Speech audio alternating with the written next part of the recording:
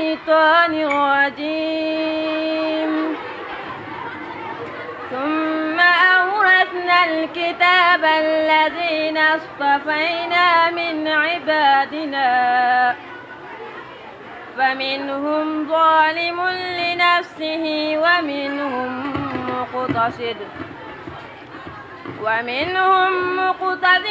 ومنهم سابق بالخيرات بإذن الله ذلك هو الفضل الكبير جنات عدن يدخلونها يحلون فيها من أساور من ذهب ولؤلؤا ولباسهم فيها حرير وقالوا الحمد لله الذي أذهب عنا الحزن إن ربنا لغفور شكور الذي أحلنا دار المقامة من فضله لا يمسنا فيها نصب ولا يمسنا فيها لغوب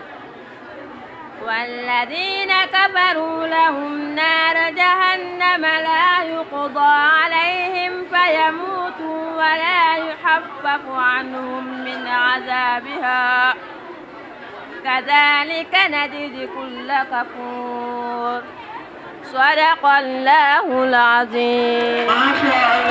Imams Libas Gaye, cher directeur Idrissa Ndiaye et chers professeurs, mes chers camarades, je vous salue du plus profond de mon cœur. Je veux dire assalamu alaikum. Je prie pour notre bien-aimé prophète Mohammed que la paix et les bénédictions d'Allah soient sur lui. Mesdames et messieurs, frères et sœurs, ce discours s'appuiera sur les actes de notre école CHEIKH JIBRIL Gaye, œuvre sur l'enseignement l'islamique et haut niveau. Ce discours. Voilà, maintenant, avant d'y aller plus loin, je voudrais s'exprimer et répondre au nom de M. Ning. Chers camarades, si vous me le permettrez, je voudrais faire un petit rappel important dans ce temple du savoir. À propos de l'école, cette dernière a produit de nombreux savants à travers le monde et très célèbre sous le nom de lycée CHEIKH JIBRIL Gaye, reconnu par l'État du Sénégal. Elle fait partie des meilleures écoles du département de Keur Massar. Elle fait partie des meilleures écoles du département de Keur Massar. Elle a été fondée par l'imam Mohamed Sahir Gaye et né en 1925 à YEUMBEUL, fils de CHEIKH JIBRIL Gaye et de Sokhna Farmata Lo. Sa mission était d'éclairer le monde. Il a éduqué de nombreuses personnes, d'innombrables personnes à cette action brillante. Assalamu alaikum wa rahmatullah. اسمي نيفات جا في الفصل الثالث الإعدادي. السلام عليكم ورحمة الله. اسمي نما أمينة بي في الفصل الثالث ثانوي.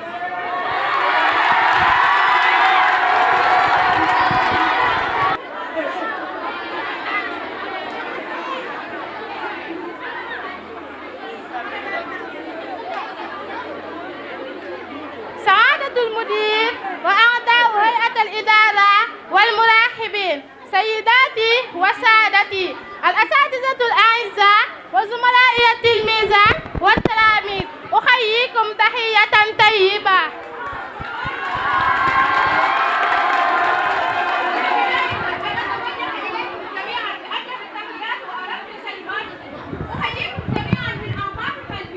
وأشكر السيدة المديرة المحترم والأساتذة الكرماء على جهودهم المستمر في تطوير مدرستنا الغالية.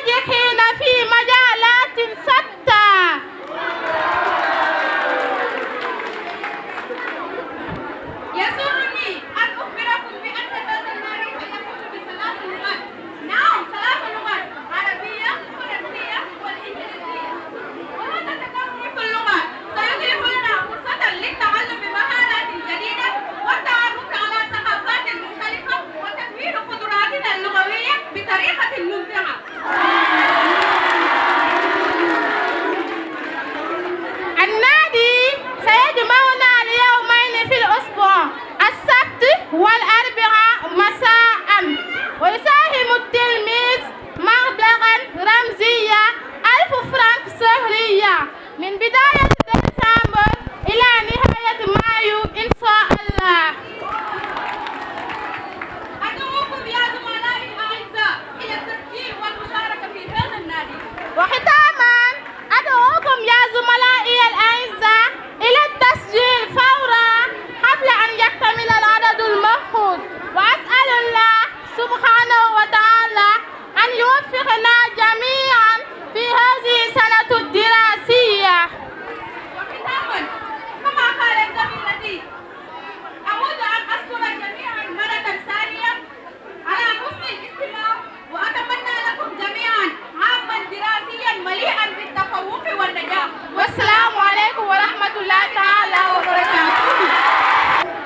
Cher leader l'imam Libas Gaye, cher directeur Idriss Ndiaye et chers professeurs, mes chers camarades, je vous salue du plus profond de mon cœur. Je voulais dire Assalamu alaikum wa rahmatullah. Je prie pour notre bien prophète Mohammed, que la paix et les bénédictions d'Allah soient sur lui. Mesdames et messieurs, frères et sœurs, je voulais faire un petit rappel à propos de l'école. Avant d'y aller plus loin, je voudrais m'exprimer, je réponds sous le nom de Fatima Ali. Bon, je vais parler à propos de l'école. Bon, cette dernière a produit de nombreux savants à travers le monde et est très célèbre sous son nom de lycée Cheikh Gaye, reconnu par l'État du Sénégal. Elle a été fondée par l'imam Mohamed Sakhir Gaye, est né en 1925 à YEUMBEUL. Sa mission était d'éclairer le monde. Il a éduqué de nombreuses personnes et de nombreuses personnes à cette action brillante. Ne tombez jamais dans l'obscurité. Et l'imam a très bien compris ce discours, c'est pour cela qu'il n'a jamais cessé de cultiver dans le champ de notre prophète bien-aimé. L'école est entourée, charge de plaines et de connaissances. Le but de l'école est de promouvoir l'éducation islamique pour que chaque enfant atteigne une éducation glorieuse. Aujourd'hui, les gens viennent de partout pour puiser dans ce puits le plus profond et rempli de connaissances. Il y a de bons professeurs qui sont très talentueux. Les enseignants et les élèves sont dans les meilleures conditions. Le directeur n'a jamais cherché de renouveler les bonnes actions de l'imam Sakhir Gaye. Il essaie toujours de satisfaire les enseignants et les parents pour sauver cet héritage. Bon, je vais parler à propos du club. Nous sommes très fiers et très chanceux de faire partie dans ce club le plus profond qui regroupe 3 langues, le français, l'anglais et l'arabe. C'est formidable et c'est extraordinaire. L'avantage de créer un club qui regroupe 3 langues est de donner aux élèves la possibilité d'apprendre le français qui est considéré une langue de la culture. Le français est une langue de travail et de 2 langues officielles de l'UNESCO extra. Le club est un endroit où les élèves peuvent améliorer leurs apprentissages. Le club aide les élèves à construire et à préparer un très bon niveau parmi ces 3 langues que je viens de citer. Découvrir, comprendre, découvrir même et développer leurs compétences culturelles. Le français est une langue mondiale utilisée par la communication, l'éducation et les affaires.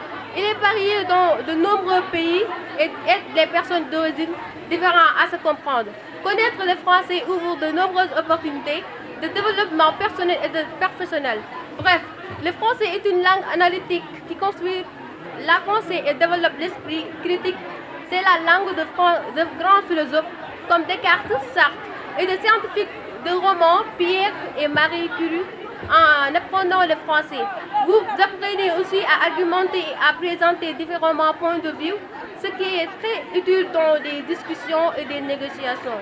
Nous ne pouvons pas terminer notre discours sans remercier nos veillants et adorables professeurs qui font toujours un travail crucial pour nous. Nous ne pouvons pas vous remercier assez. Que Dieu vous bénisse pour toujours. Merci et votre attention. Dear leader, Imam Libas Gaye. Dear Headmaster Idriss Ndiaye, and dear teachers and students, I am greeting you from my deepest heart. I mean, Assalamu alaikum. I pray on our beloved Prophet Muhammad. May peace and blessing of Allah be upon him. Ladies and gentlemen, brothers and sisters.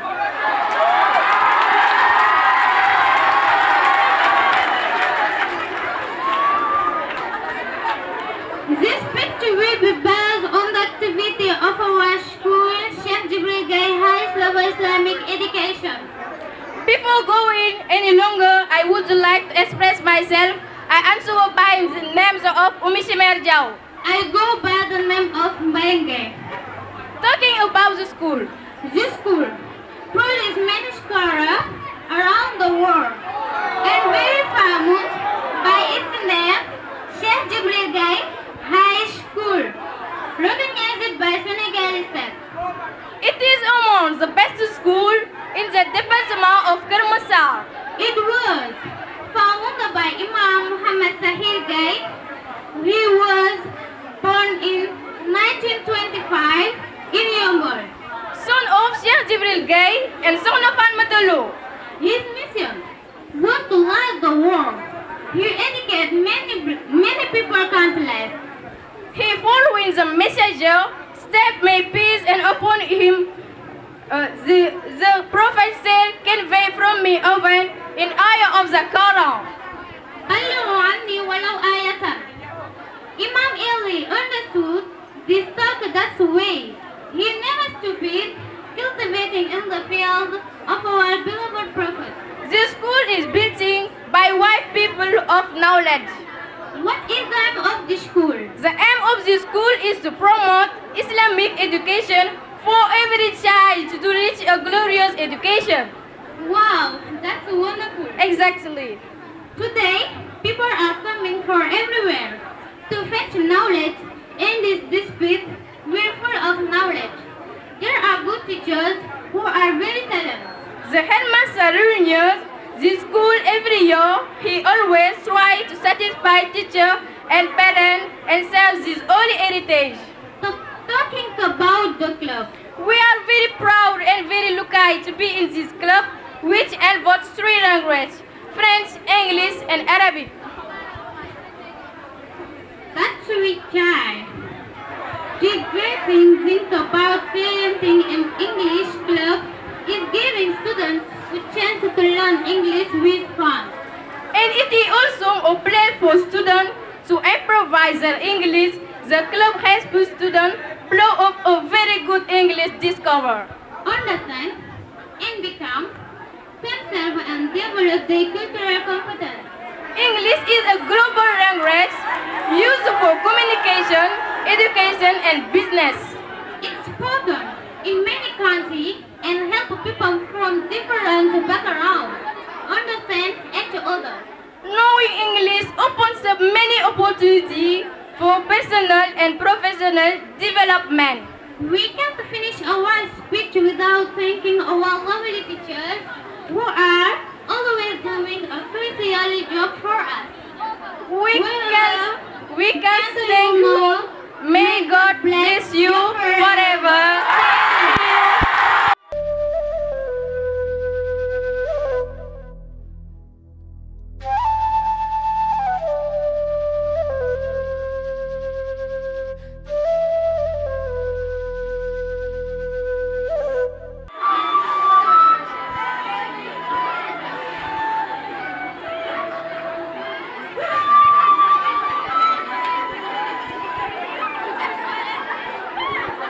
Hey, yow laay waxal.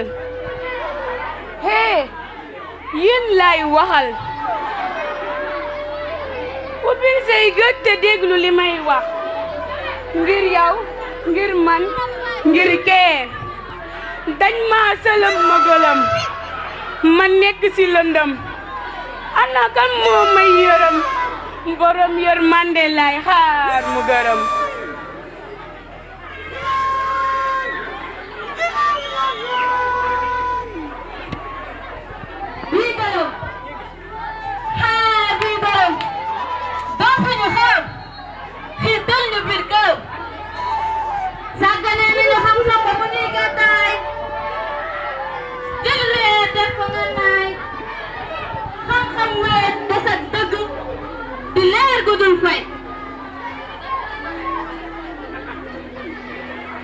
ñàkk xam-xam moo waral xeexu famille doon combat bu iblis tëgg barke bu ne woon ci dareet ndax say na kenn seexluwul kenn ay jamono ak i jamono ba tey caaxaan doon def saxu yi gore di ko mande di gore utali bu dëgg ngir topp santaane borom dëgg. ay attekat yuy dund guerre oto guerre këru guerre tëdd ci lalu guerre fàtte nga perkaal jàkka ak i bambel ha inna batsha rabbika la shadid.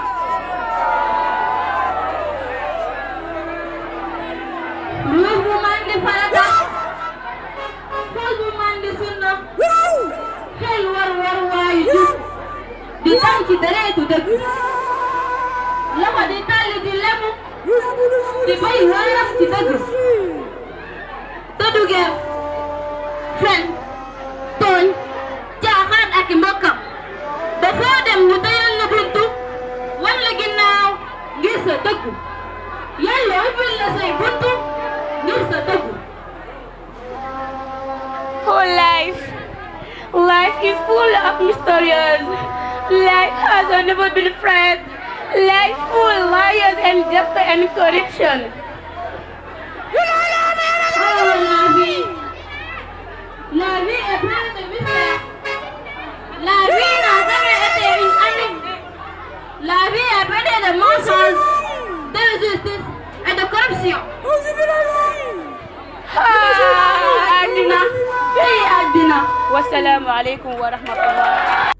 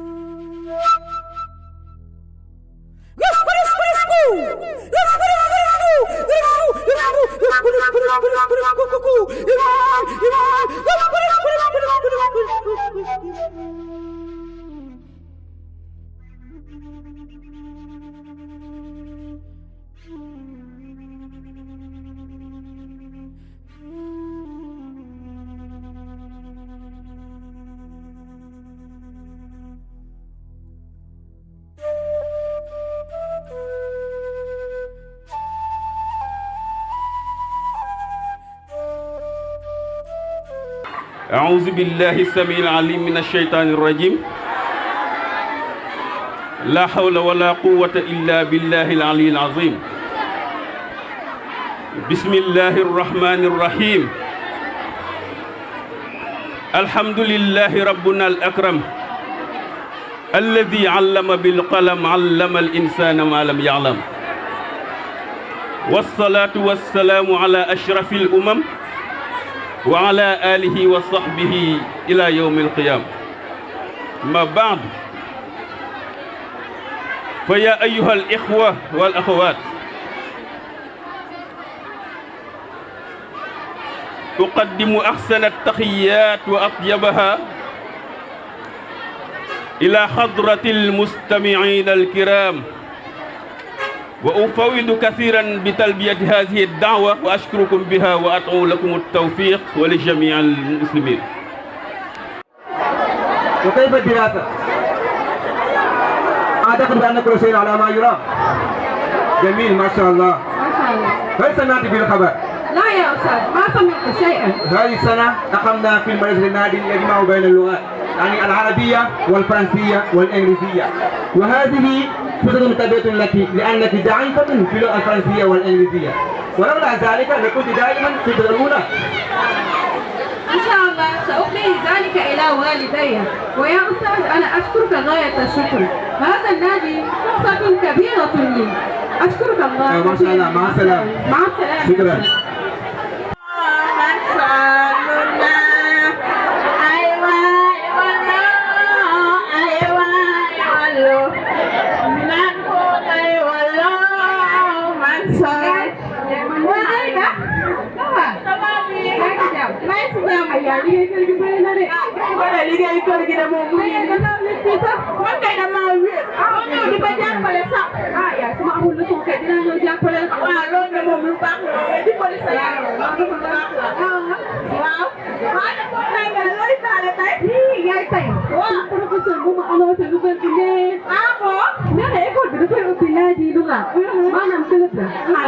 Français, anglais. D'ailleurs, moi, je suis français et anglais. Donc, c'est tout ça. Alors, vous pouvez participer. Mercredi les autres, ak samedi. Aïda, moi, tu vas nangu. Mercredi samedi, nga am pour jàppale ma ci kër gi Aïda. Mercredi samedi, koy gaa ngi nii. Yow sa wax nga ko yow, may ma def rek. Déedéet, mënu ma ko. Aïda, mercredi samedi nga may jàppale ci togg beeg xale. Waaye yow soo ko bare dinaa la jàppale loolu dara. Déedéet, li ngay jàngi lan lañ tànn rek koy naa. Ay yaay. ماذا حدث في بيتي؟ أنا في واحد أخير كذا بطلع. لا أدري ماذا حدث؟ يا أبتي أخبرني معلمي بأن المدرسة قد نظم نازل اللغات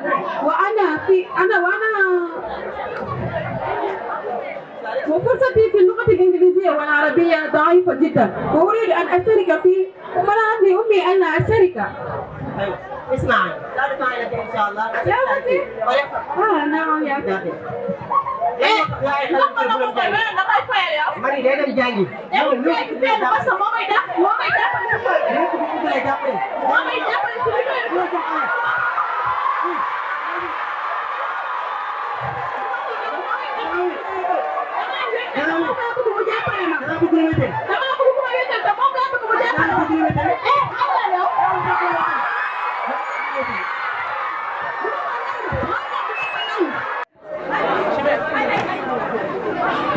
Regardez la petite Paul, elle est si bête, elle ne parle pas français.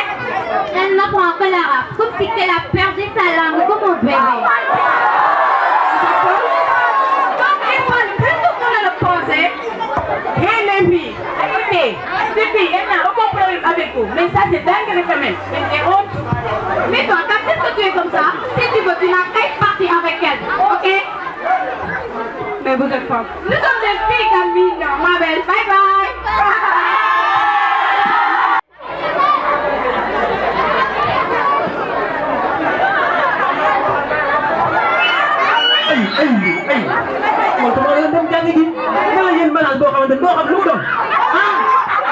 Sama papa loo bëggoon def. Dimbali ma dem ci ma sàcc. Si papa ñëw nga suñu ay ñun lii la ñuy def. Dimbali leen ma. Lii est-ce que français je tu Ki xool joxal ma kii sama dem dimbali ma. Yow xamoo dara lii di anglais. Mu ne. Ay. Xoolal bi. Moo papa lii promo orange rek la waaw wala ba garaawul. Lii am na importance. Am sama téléphone. Sama doom baal. yaa ngi ñëw. Xoolal ma lii Kii amul dara kii la ñëw sax tane. mën nga la ñu ne daal comme nañ daal liñ la wax. dimbali ma ci ma sàcc bi. dugal lii amul dara. Papa message bii de sa doom Fatou Diakhaté dem nekk extérieur wala envoyé message bi. Ah lan la. léegi ñu ngi lay nuyu. Xoolal bi daw jàngale ngeen bon. te nee na kontaan na trop. waaye nee na kër gi nga préparé woon almaj. nee na ubbi na ko yaa ngi def. waaw. li gën a neex nag. nee na envoyé la 2 millions pour yow. 2 millions. Oh papa yi ah. Papa yi même. waaw mooy papa. Xam naa ko ñoo jàngandoo. Sa baa doon daw nag. Daw rek la mënoon. Yow la kan. man maay Aïda. Aïda. waaw. Aïda. Aïda xaaral am na ko def ak yow. déedéet papa. jërëjëf papa waaw. la 2 millions. Xaaral. allo. ñoom ñeent ginaar laa bëgg de ñeent. waaw ñeent jabar ñeent ginaar.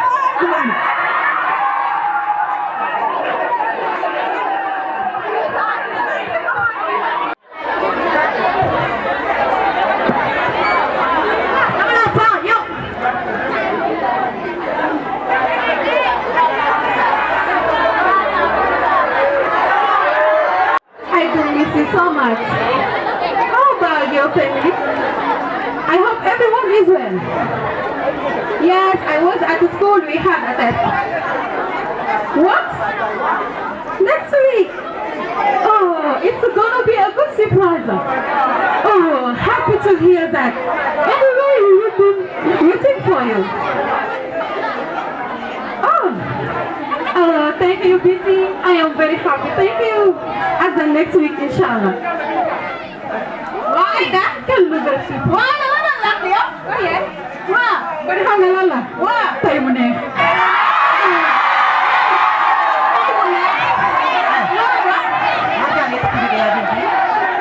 Ya apa sih?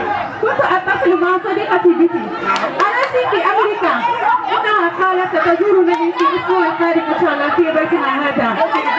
Baitul Hada. Oh, kamu jadi. Inshallah. Dia kena nyampe dia tu panas Arab ni lah men. Yang ni lebih lah. Beti. Wah. Amerika. Wah. Mau ke sini di Senegal? Ya, itu mau ke sini. Mau ke sini. Kita asal ni. Nyok. Wah. Kalau main kau itu dah harus sama bokku aku juga. Bokku kenn. Jadi nyok. Bokku kenn. Ali hawa. Kita kita asal kita. Bokku kenn. Ali mau hawa mo. No. Macam main buat apa ni? Mau jauh di pasir kita mau lawan main kau itu mau. Apa jauh rasa le kau di bawah di kuat di korak. Kita mau kan juga kita asal ni mau jauh di pasir. Kita dah tahu ni lah ada salah macam mana pun orang bantu lah tahu mana itu lah takkin. Bikin mau. Yang suku telanya. Wah. Kau pada lihat lala. Yang ini kan ada apa? Kalau kau itu bising. Ayo. Nyawa nak main mesti bising tau. Ada ini lah, kau pada ini lah. Aku tu kuda nyo. Aku ini nak di mata. Jangan tak baik. Kamu yang dulu.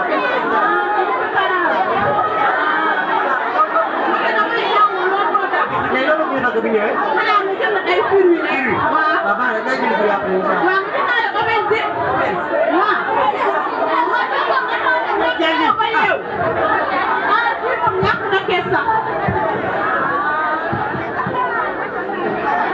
Masyaallah, sama tahu bujigen. Li rek la am pour fayé mako. Ay tam bujigen ba États-Unis ñoo di ko sét. Ah li mom ndam la mom. Nako xamoo lu tax mo doon bañ ko la.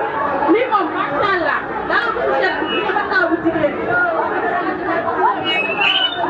Assalamualaikum. Ya ya. Ya ya udah ci jamu ya.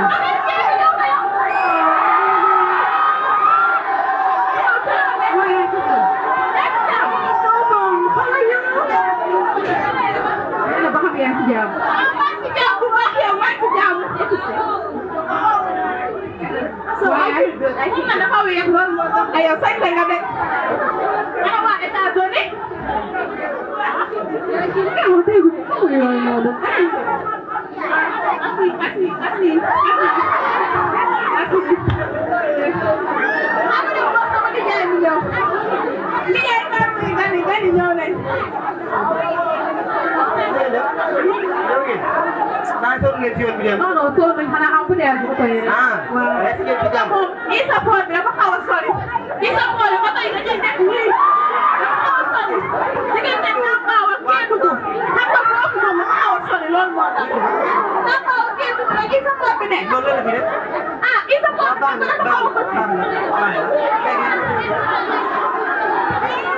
Yan. Kasi nena tala na solo. Nena solo. Wala mun kaya to.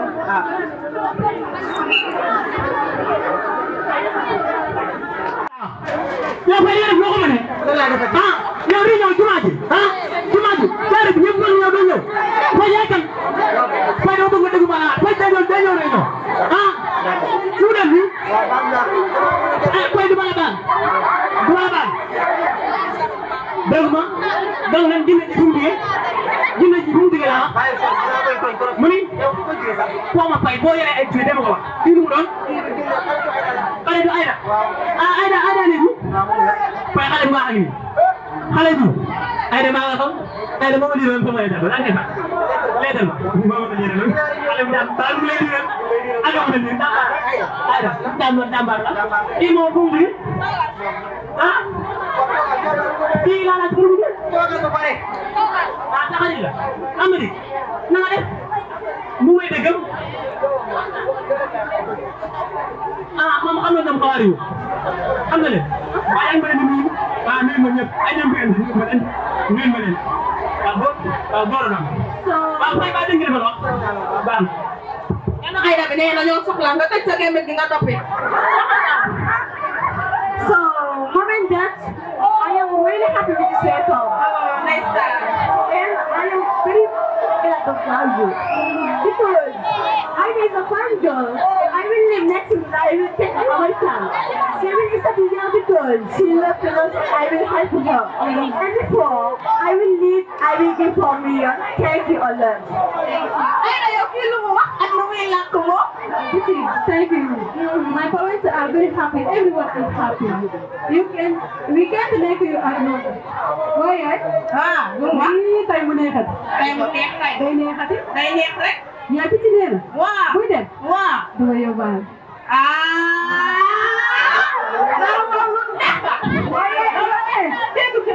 Li nga may ne. Waaw. Da leen bàyyi 2 millions pour yéen. 2 millions.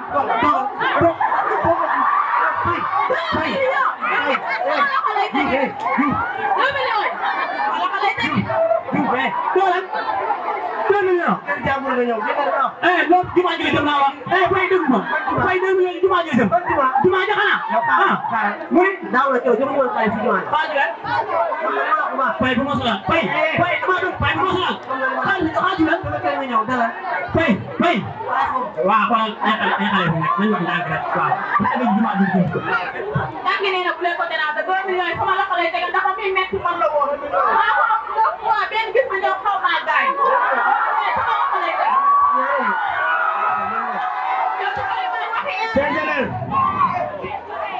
gis ngeen fu Aïda commencé ak fu mu mujjee tey loolu lépp lu ko waral mooy am motivation am bëgg-bëgg boo xoolee ci commencement bi Aïda élève la boo xam ne arabisante la am ay xarit francophone chaque jour dañ koy ñaawal naan ko yow mënoo wax français mënoo wax anglais Aïda loolu métti ko mu dem bokk ci club yi ci passe ba ñetti langue yi 3 ans après Aïda ñëw raw leen vraiment ñoom mënuñu wax français mënuñu wax anglais mënuñu wax arabe Aïda raw leen ñetti matière kon loolu lu mu signifie ñun arabisants yi dañoo gëm ne ñun mënuñu wax lu arabe te loolu c'est faux we can do it on peut le faire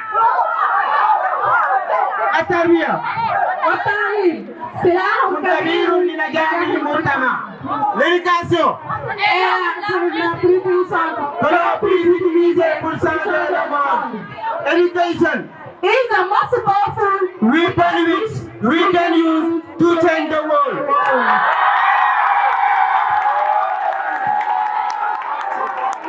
De l'ouverture des activités va commencer à partir de ce samedi-là par rapport à ce club. Et pour ça, donc, on invite donc, tous les élèves à venir nombreux prendre part à ces différentes activités qu'on va organiser. Donc on exhorte tout le monde, tous les élèves, même de l'élémentaire hein, pratiquement, jusqu'en terminale, tout le monde est invité pour venir participer donc, activement à ce club-là. Parce que l'anglais est déjà là, et l'anglais est la première langue au monde. L'arabe, nous y sommes, nous y restons. Et le français, nous sommes dans un pays francophone. Donc tout le monde est invité samedi à venir donc, participer à ces différentes activités qu'on va organiser par rapport à ce club-là. Donc pratiquement, merci à tout le monde. Et je vous dis pratiquement de venir assister nombreux à cela. Merci beaucoup.